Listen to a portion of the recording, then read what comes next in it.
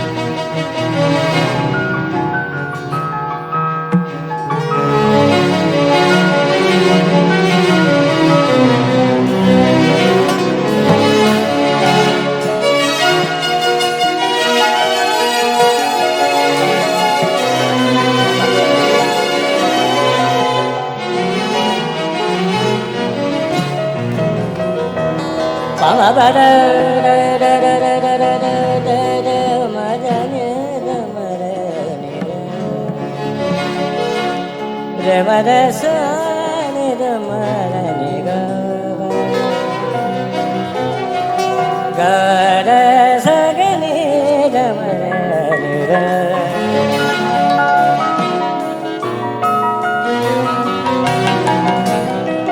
de da ni da ga da ni da ga ga ga ga ma re da ni da ga ma ni re ma da ma re ni ma re da ni ga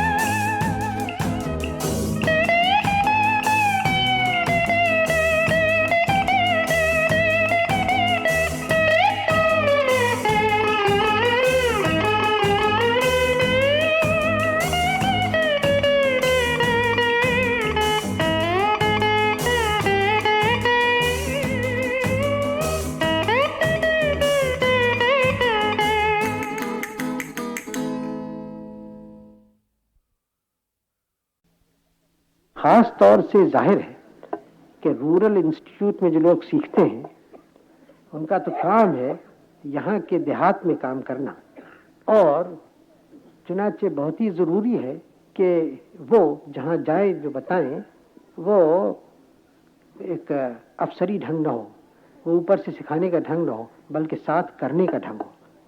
साथ करके ही आदमी सीखता है, और कौमें अपने तजुर्बे से सीखती हैं, किताबों से कम सीखती हैं। जो किताबें पढ़ने वाले हैं वो भी तजुर्बे से ज़्यादा सीखते हैं। मैं तो किताबों के हक़ में हूँ, ये ना समझिए कि मैं उनके ख़िलाफ़ हूँ। और मुझे ताज्जुब होता है और रंज होता है कि हमारे मुल्क में कितने कम लोग किताब पढ़ते हैं, यानी जिनको पढ़ना आता है वो भी नहीं पढ़ते हैं, और नहीं आता हो तो लाचारी है। आखिर यहाँ भी करोड़ों आदमी को पढ़ना आता है, लेकिन जितनी कम किताबें यहाँ पढ़ी जाती हैं, बिकती हैं, छपती हैं, मैं नहीं जानता किस मुल्क में इतनी कम होंगी, बहुत ही कम। और हमारे ज़्यादा अक्सर लोग अपने कुछ टेक्स्ट बुक्स वगैरह पढ़ लेते हैं, फिर कभी किस्सा कहानी कोई पढ़ लें तो उनका दिमाग तो बंद हो जाता है उसके बाद। ये गलत बात है, हमेशा गलत बात है। लेकिन फिर आजकल आपके स्कूल कॉलेज में पढ़ के तो आप बिल्कुल थोड़ा सा पढ़ते हैं, उसके बाद तो खुद पढ़ना होता है। स्कूल कॉलेज एक ही बात कर सकता है कि आपके दिमाग को तैयार करें, पढ़ने की काबिलियत उसमें दे, छानबीन करने की, फिर आप खुद पढ़ें, खुद बढ़ाएं अपने इल्म को।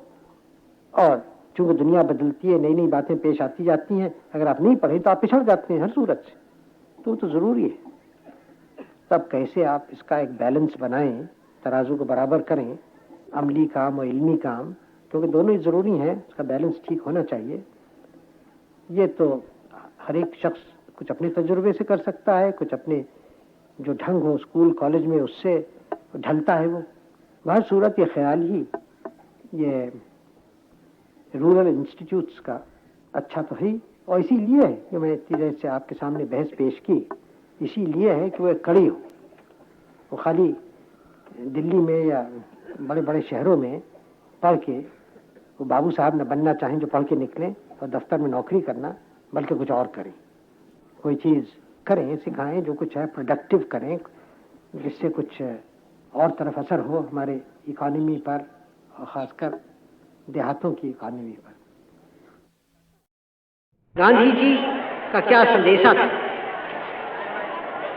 8 बरस हुए इस बात को, और आप सबों के को याद होगा कैसे एकदम से हिंदुस्तान का दिल दहल गया था इस खबर को सुन के, और हम लोग जो उनके नीचे काम करने वाले थे और उनसे सलाह मशवरा लेते थे हर बात पर, एकदम से हमारे आंखों के सामने अंधेरा छा गया था।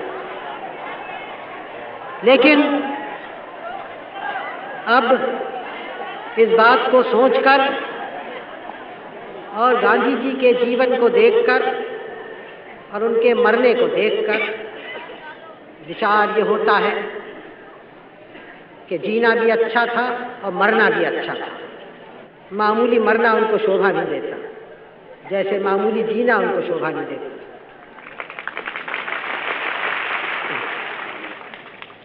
और एक उनकी जिंदगी और उनका मरना एक हिंदुस्तान के अमर कहानियों में हो गया। लेकिन कहानियां तो हमारी बहुत सारी हैं।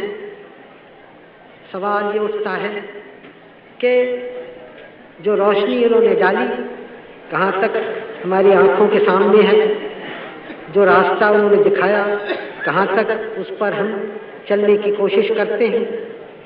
इसलिए ऐसे दिन जैसे 30 जनवरी था अभी, जो कि आप जानते हैं अब एक हमारे शहीदों का दिन हिंदुस्तान भर के लिए हो गया है, या आज का दिन 13 फरवरी, इस दिन कुछ देर ज़रा हमें अपने दिल से पूछना है, हम कहाँ हैं, हम किधर देखते हैं। हम महात्मा गांधी की जय कितनी हमने पुकारी, उनकी जय तो हुई, लेकिन कहाँ तक उनके रास्ते पर चले हम और चल रहे हैं। ज़रा अपने दिमाग को, दिल को ताज़ा करना और इस सवाल का जवाब ढूंढना, क्योंकि बहुत आसान होता है, हम भूल जाते हैं, लोग भूल जाते हैं बड़ी से बड़ी बातों पर, लोग बहक जाते हैं आसानी से, और हमने इतने बड़े काम उठाए हैं कि उसमें न भूलने की गुंजाइश है न बहकने की। என் உயிரினும் மேலான அன்பு உடன்பிறப்புகளே, 13 ஆண்டு காலம் திமுக கழகம் தமிழகத்தில் எதிர்க்கட்சியாக இருந்தது. தமிழ் மக்களுக்காக, தமிழ் மொழிக்காக கழகம் பல்வேறு போராட்டங்களை அரசியல் ரீதியாக சந்தித்திருக்கிறது. கடமை தவறினோம் இல்லை, கண்ணியம் மீறினோம் இல்லை, கட்டுப்பாடு இழந்தோம் இல்லை. கற்பூரமாக எரிந்தோம், ஊதுவத்தியாக மணந்தோம், மெழுகாக உருகினோம், உப்பாக கரைந்தோம், மழையாக பொழிந்தோம், தென்றலாக வீசினோம். யாருக்காக? தமிழர்களுக்காக. எதற்காக? தமிழ் மொழிக்காக. ஏன்? தமிழர் கலாச்சாரம் காப்பதற்காக. நாம் வாழ விரும்புவதெல்லாம் தமிழர் வாழ வேண்டும் என்பதற்காகத்தான். தமிழர்களின் எதிர்காலம் இருண்டுவிடக் கூடாதே என்பதற்காகத்தான். நம் வருங்கால சந்ததிகள் பழையபடி அடிமைகளாக வாழக்கூடாது என்பதற்காகத்தான். எழு, விழி, தமிழர் இனத்தை அழிக்க வரும் பகையை அழி.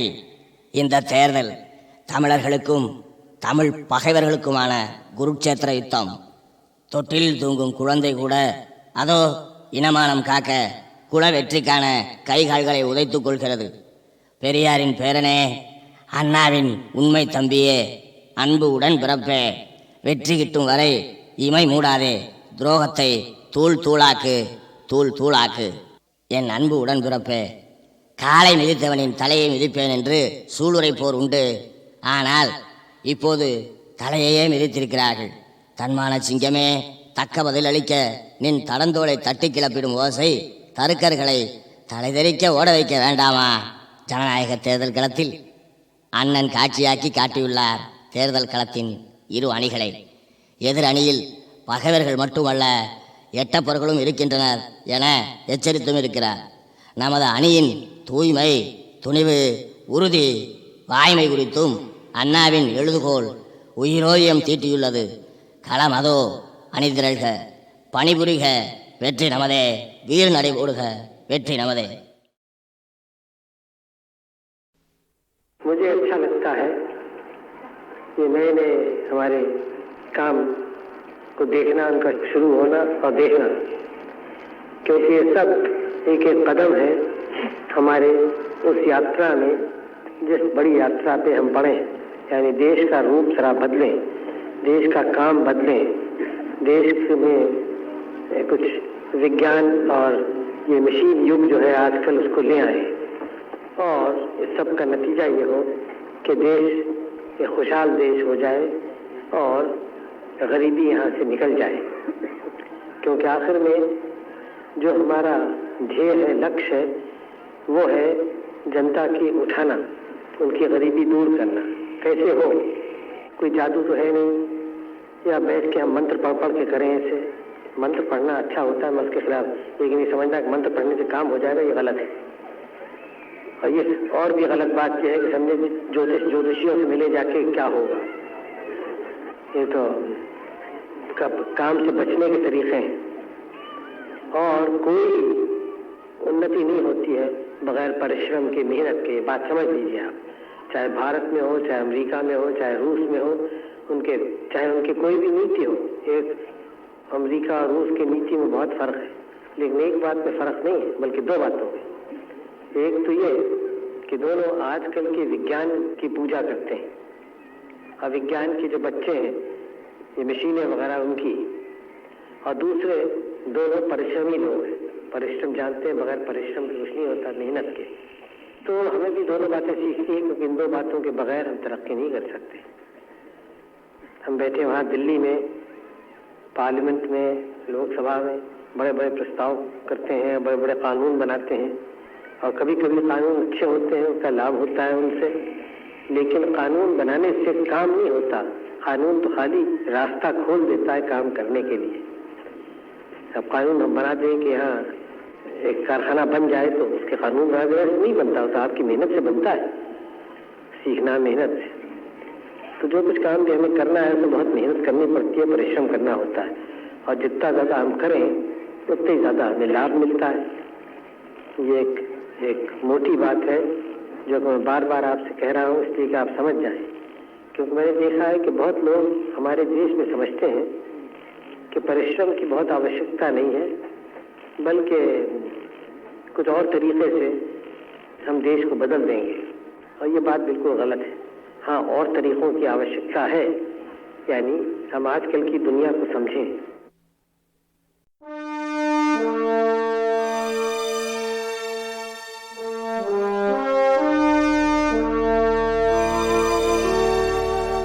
प्रिय देशवासियों, जैसा कि आप सब जानते होंगे कि एक लंबे और कठिन कानूनी संघर्ष के बाद 23 जनवरी 2004 में उच्चतम न्यायालय के फैसले ने तिरंगे को फहराना हर नागरिक का मौलिक अधिकार बना दिया।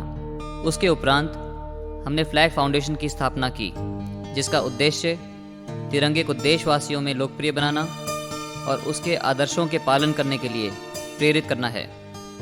भारत का तिरंगा, जहाँ एक तरफ हमें क्षेत्रीय, धार्मिक, भाषाई और जातीय भावना से ऊपर उठकर सिर्फ भारतीय होने की याद दिलाता है, वहीं दूसरी ओर भारत के विभिन्न धर्मों, भाषाओं और संस्कृतियों को एक ही भारतीय पहचान में समेटता है।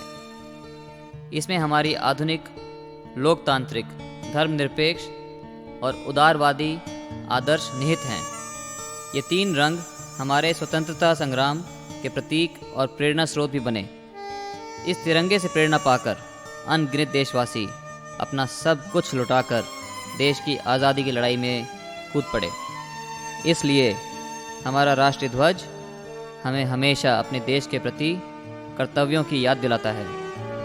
मैं समझता हूँ कि तिरंगे की महत्ता को जन जन तक हर उपलब्ध और उचित माध्यम से पहुँचाने की कोशिश की जानी चाहिए।